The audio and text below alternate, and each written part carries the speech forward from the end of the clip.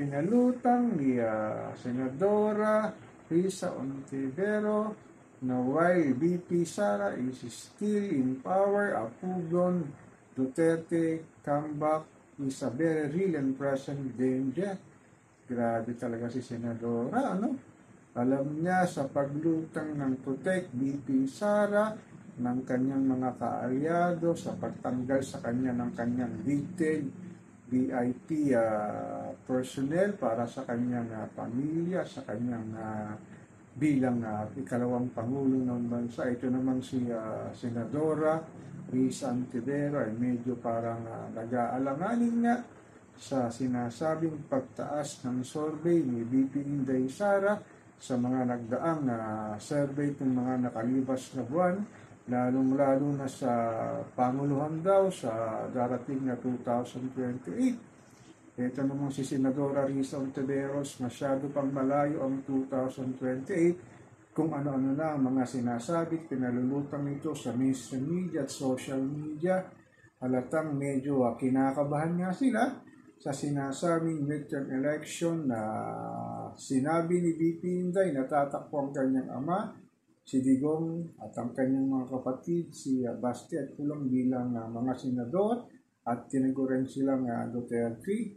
Samantalang ang mamalaki naman ni Senadora Risa Ontiveros ay si Kiko Baminchel na sinasabing laglag sa senatorial survey para sa midterm election. At sinasabi nga ni Risa Ontiveros, threat nga daw ito si VP Sara sa ating bayan. Ano ba, bakit ba naging threat si VP Inday? Wala naman itong ginagawang masama sa ating bayan. At sinabi pa ng mga ilang hindi kaalyado ni VP Inday sa kanyang open letter daw kay General Romel Barbil sa pagtanggal sa kanya ng kanyang mga security officer. Yan, napakahabang open letter, halos 4 na pages. Pero pag tinatanong daw si VP Inday Sara kung anong stand niya sa West Philippine Sea ay no comment lang daw. Ganun talaga ang ating kalakaran sa politika, kung sino ang medyo mabago ang siyang binabato ng kung ano-ano na sinasabing maganda raw ang pinakikitang pagpapakita ng kanyang concern sa ating mga mamamayang Pilipino, lalo na si Juan Pasang Cruz sa pagtaas ng survey ni VP Sara. Pero naman sa aking sariling personal na sinasabi niya, wala pa naman ako nakitang nagawa naman si VP Sara na naging maganda para sa ating bayan, dahil nga siya ay ikalawang Pangulo at na-assign lang siya sa DepEd. Siguro sa kanyang dating pinangingisawaan na DepEd, medyo may nagawa siyang kagandahan, pero sa pangkahalatan, dahil nga wala naman din siyang boses ngayon, kundi ang nakaupo na si PBBM, ang siyang nagtitimon dito sa ating bayan para sa ating pamilya. Ito namang pinalulutang ni Senadora Risa Ontiveros ay malayo yata sa katotohanan na sinasabing threat nga daw si VP Inday sa ating bayan.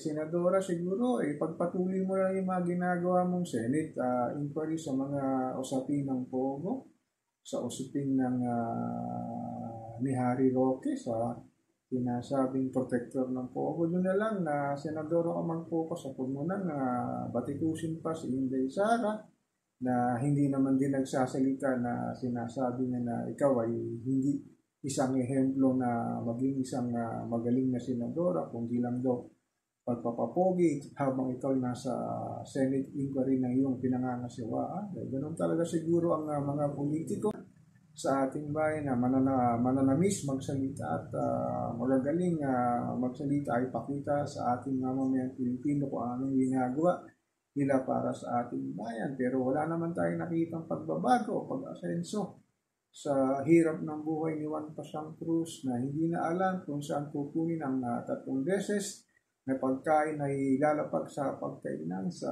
sobrang taas ng bilihin, serbisyong publiko. At kung ano-ano pang bayarin na binabayaran natin buwan-buwan ay talagang hirap na ang buhay natin dito sa ating bayan. Kung di ka lang isa sigurong negosyante at mayamang Pilipino o isang politiko ay hindi nila nararamdaman kung paano ang hirap ng buhay dito sa ating bayan. Dahil hindi nila nararanasan kung ang nararanasan ng ordinaryong Pilipino na nahihirapan talaga ngayon sa taas ng pamumuhay dito sa ating bayan. So, Senadora Risa Ontiveros, mag-focus ka na lang kung saan may tutulong mo na mapaganda ang pamumuhay ng ordinaryong mamamayang Pilipino at huwag ka na magsalita ng kung ano-ano laban sa iyong mga kalaban sa politika.